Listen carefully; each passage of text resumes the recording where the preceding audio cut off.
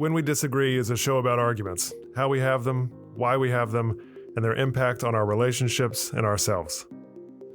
I graduated from the University of Georgia, and I'm a diehard Georgia football fan. It's kind of absurd how invested I am in this team of college kids and what they do on the field. I can name the starting 11 on both sides of the ball and most of the second-string backups from memory. I've read about high school players that UGA is recruiting, and I've barked at more people, actually barked at them, total strangers, more often than I'd care to share. And as a UGA supporter, I have to hate the University of Florida and anybody who likes Florida football. I have to. It's in the Constitution. I don't make the rules. So of course, I hate it when Florida wins, and I love it when they lose, but my hate has to go much further than that. If a Florida fan cured cancer, I'd have to be at least a little mad about it. This condition of hating the other side, no matter what they do, is what researchers call affective polarization, and it's increasingly a problem in our political worlds, not just in sports rivalries like UGA versus Florida. Americans are, of course, divided in their policy opinions and our political priorities, but they're often not as divided on these as they think. But in terms of affective polarization, which measures our emotional response to our side and the other side, not how we feel about crime or tax policy, that is increasing wildly. Affective polarization is very high, and it's often the worst amongst those who consume the most political information. Affective polarization is like a disgust for the other side, and it's often driven by misperceptions and distortions about who the other side is, what they really believe, where they live, how much money they make, and beyond. Politics is often compared to sports, and in this case, partisanship can look a lot like sports fandom. I'm Michael Lee, Professor of Communication and Director of the Civility Initiative at the College of Charleston. Our guest today on When We Disagree is April Chatham Carpenter, Professor of Applied Communication and Chair of the Department of Applied Communication at the University of Arkansas at Little Rock. She is also very active in the Braver Angels, a national organization dedicated to building bridges and depolarization. April, tell us an argument story. Yeah, so my story relates actually to a family member, and I don't think she would mind that I'm sharing the story. It's my sister, and this was really happened as a result of her choice to support Donald Trump for the presidency in 2016 and 2020.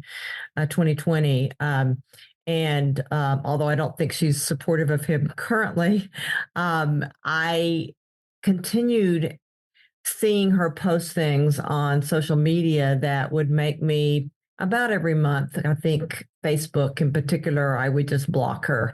She's my sister. She's my friend. I don't want to like completely shut her out of my life, but I realized that I didn't know why she voted for Trump. And although I was conservative as well, I wasn't a Trump conservative. And so I mean, we grew up with the same kind of upbringing and background, similar kind of moral values, still have those in common, moral and religious values. And I just couldn't figure out how she would be able to support the things that she was supporting. And also, it was during the pandemic, there were issues related to masking and vaccinations, and she was an anti-masker. I was a very much of a masker. And I got vaccinated 3 times, and I don't think she ever got vaccinated. And so we had some differences related, to that as well. And so there was a point in which I thought, I can continue just blocking her on her Facebook feed because it would just make me mad because she would repost things that I just really felt like were not helpful and maybe were not based in the same set of facts that I was aware of and reading. And so I finally decided that, in fairness to her, I needed to find out why it was that she chose to vote for Trump. And I approached the conversation trying to approach it with open hands, which is what I try to do when I am in a expecting there to be a disagreement or an argument.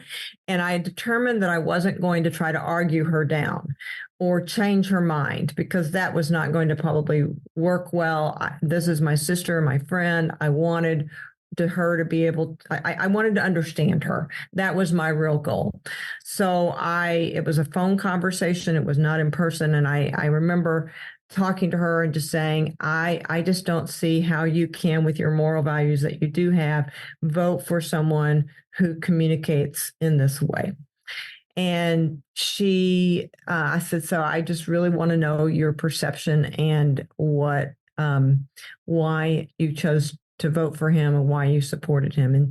And she went through multiple things about his policies that I began to hear, and I don't remember the specifics now, but I began to hear some specific things that she said, and I'm like, oh, oh, oh, that makes sense to me. And then she would say things like, I just have to hold my nose whenever he talks about people, because I can't stand the way he talks about people either, or the way he makes fun of specific things. Because she says, that's not why I voted for him. I'm voting for him because of his policies. And she pointed to specific things that actually happened in his 2016 to 20 presidential time, and said that she really believed that he was the best for our nation and for conservative values in particular. And so I just began to understand her. And although I would continue still blocking her on Facebook, I at least felt like that it was the first time that I really had talked to someone that was close to me that had voted for Trump. And so it was hard for me to initially even want to have that conversation, but then I felt like I truly understood her. And then there was a follow-up conversation. We were actually at the beach in Florida, and I made some comment about Governor DeSantis at the time, and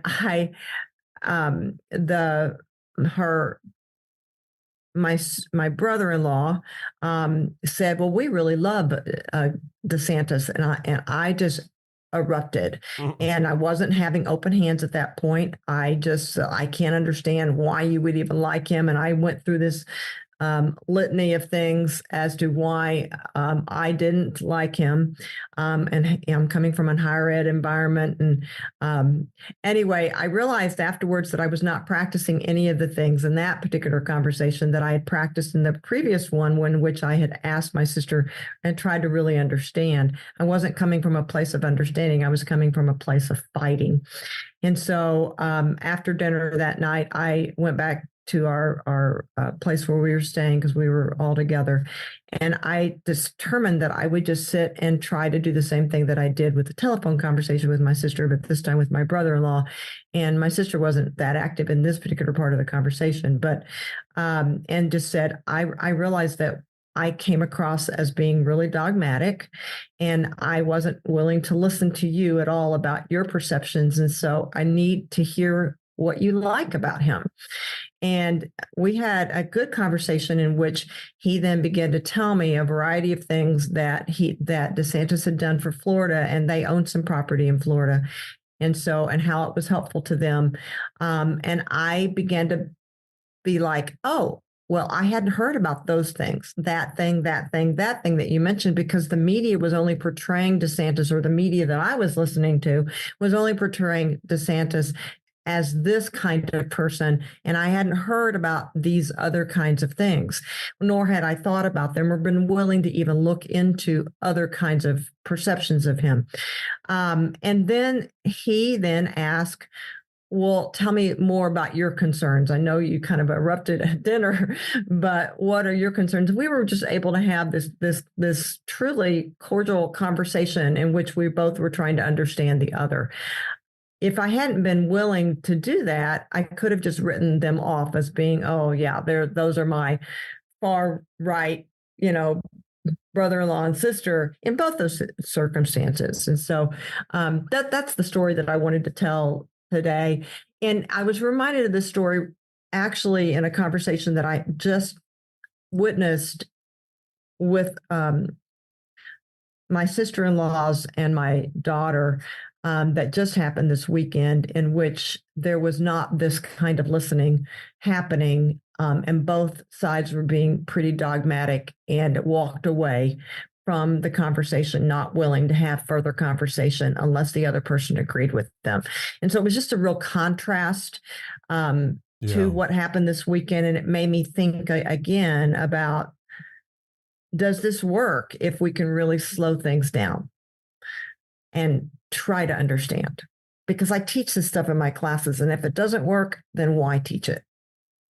You research, you teach, and you preach what you called active listening and approaching these conversations, disagreeable conversations, with open hands. Talk a little bit about what that means to you outside of the context of these specific interactions. But in general, if somebody was to want to model the practice of open hands, what does that look like? Yeah, I have to do this pretty much on a daily basis in my work, where I may be finding myself starting to kind of get irritated at what somebody is going to be saying, or I'm anticipating having a conversation with a student or a colleague in which they are, I think, are going to be pushing me on something. Okay. So maybe pushing me about a policy or grade or, you know, something that I've done. And so I actually learned this from one of my colleagues. And what he said that he does is he literally opens his hands underneath the table if he's in a physical face-to-face meeting, because the opening of the hands is a reminder of him in the physical space that I am trying to keep curiosity at the forefront and an attempt to understand where the other person is coming from before I immediately make a judgment on what they're saying. And so I physically will open my hands under the table, or I recently had a conversation that I was anticipating was going to be a difficult conversation at work. It wasn't a political conversation. And I thought, I found myself getting nervous about it, anxious. And I'm like, okay, if I can just come into this conversation as really trying to understand and to learn from this person, I will be so much better. And what I've begun to realize is that it relates to our brain chemistry, right? I mean, I'm not a brain scientist or a psychologist in terms of that, but I do teach about in my conflict classes that we tend to, when input comes into us, we can very easily go into what some people would call our lizard brain, which is the brain stem, the amygdala, which we can get an amygdala hijack, which as soon as that information comes in, we immediately have an emotional reaction and not a rational reaction. And so when somebody posts something on social media, when my sister would post something on social media, and I would immediately want to respond to that and, just kind of fight. I'm having an amygdala hijack. I'm not having an open hands.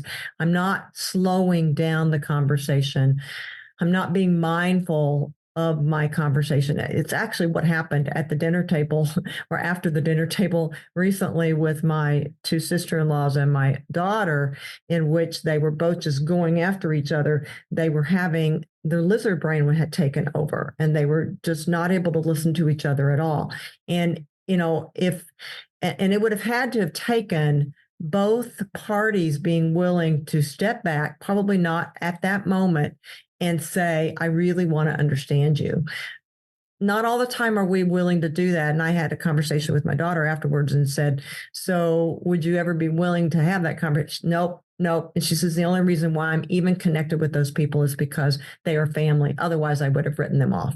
And I see so much of that in our society now, is that we just write off the people that are irritating us. And so I'm not saying that we shouldn't that we should always expend the emotional energy that it takes, because it's hard to embrace a conversation with someone who we believe is so wrong in what they believe, and to really try to embrace curiosity and understanding. So that's a long answer to your question about what I mean by open hands. I'm having two reactions that I'll share and get your reactions to those. One, absolutely, we need greater understanding to build bridges across our political, social, religious, etc. differences, because we can't deplatform everybody. We can't cancel everybody. And it is a total fiction that you can live by yourself in a world without any disagreement whatsoever. On the other hand, if I hear something or somebody says something that I think is particularly monstrous, it's very difficult to do that. And then secondly, where is the role for fighting? Is there a role for counter argument and for persuasion in this open hands point of view? And when does that start? Yeah. In Braver Angels, we talk a lot about that when you enter into these conversations, you should not enter in with the goal of persuasion. Your goal is always to understand. Now, does that mean, though, that I cannot express my opinion? And they would say no. In fact, I just taught a conflict management workshop in which they talk about the strategy called the LAP strategy. It's actually named after one of the founders of the organization, but it's listening, agreeing, or acknowledge is the L and the A. Mm-hmm. So that's the listening part. And then the two P's at the end, the first P is pivot, which is where you basically are asking the other person after they have felt heard, I have a little different perspective, or I've done some reading on this, or my life experiences are different than yours. I would love to share that with you. And you're basically asking for permission to share your perspective. And not in all situations like that, especially if we're in our lizard brain, are we going to be able to do this, right? It takes this slowing down, mindfulness, deep breathing, whatever it is that it takes to get there, time sometimes away from the situation. But if you're in that situation and both parties are kind of somewhat open to this, then you do the pivot and then you do a perspective. And that perspective statement is really, it's framed with I messages. So I feel this, I think this, I have had this life experience. And you're hoping that the other person, they may not though, will also reciprocate what you've just done for them, which is active listening, open hands, acknowledge what you've just said, agree if there's anything at all, acknowledge where you're feeling strongly, so that you can have this kind of open conversation with each other. But not everybody can do that or has the skills to do that. But there are times, so that would be if I'm in a conversation and my goal is really to not advocacy, but my goal is really for understanding. There is, and people talk about this in terms of civility and strong civility. There certainly is a place for civil disobedience, for strong civility, for protest. But if we're always advocating and always protesting, then we are not going to be able to build relationships. So I think about Daryl Davis as an example of this, the well-known story. John Perkins is another example. But Daryl in particular started befriending a Black man, befriending people, going to KKK meetings. There were a lot of hesitancy with him going to those, but he had to make the choice of seeing those people as human beings, as seeing, some people call it seeing the divine in the other, right? I mean, seeing the person not as other, but it's they are worthy of my at least respect of them as a human being. Maybe I don't respect their opinion. So yes, there is time. There are places and opportunities to express our opinion, but expressing our opinion in ways that in the communication literature, we would call being assertive, not aggressive. Assertive being I messages, I think this, I need this, but not you are a bad person because you believe this and I cannot ever relate to you. As we close, I'm curious about your sense of the possibility of persuasion across our many divides. And so many of these mechanisms to me at first blush look like ways to continue relationships while disagreeing. In other words, we can stay in the room together and hear one another out, but maybe we don't move our positions 1 inch, but we also haven't torched the relationship simultaneously. And that's a social good. But also, if you're an advocate for a particular issue, insert any issue here, you want to see some movement, right? You want to convince people and win hearts and minds. So in this divided world, what hope do you have to actually move the needle, to change minds? Yeah. So there's research, psychological research, that actually talks about that facts do not change minds. I mean, we know this also from Aristotelian rhetoric, right? That there's logos, that's the facts. Where there's ethos, that's the credibility of the person, and then there's pathos, the actual emotions. And is some research to show that we need all three, right, to be able to persuade. But in our divided culture, for me, the persuasion happens when the emotions can be aroused of empathy towards the other. And so we need to hear the stories of the other. I remember hearing a debate that Braver Angels put on related to the abortion controversy. And as I began to listen to these women all across the abortion spectrum of where they believe, pro-life to pro-choice, all across, sharing their stories, I began to have a desire to learn more and to understand more where they were coming from. Just the facts of what an abortion's like, or why a woman should have the right to choose with fact, those are emotions, yes, but the storylines are so important. That's why I think things like StoryCorps that are done where people can share their stories are so powerful. For me anymore, if somebody is upset about a situation, if I can just ask them, tell me what in your background has led you to believe this, then that helps me understand where they're coming from. If I could have stopped and had my daughter and the two aunts answer that question with each other, would they have come to actually agree?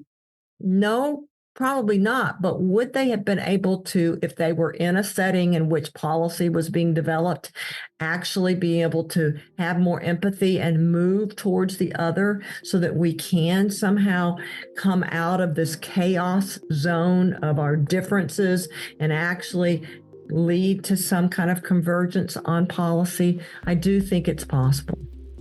In the end, you'd like to humanize difference and normalize the possibility for connection. Absolutely. And I think we do that from hearing stories and understanding that we might have shared common values in the process of those stories, telling the stories. April Chatham Carpenter, thanks so much for being on When We Disagree.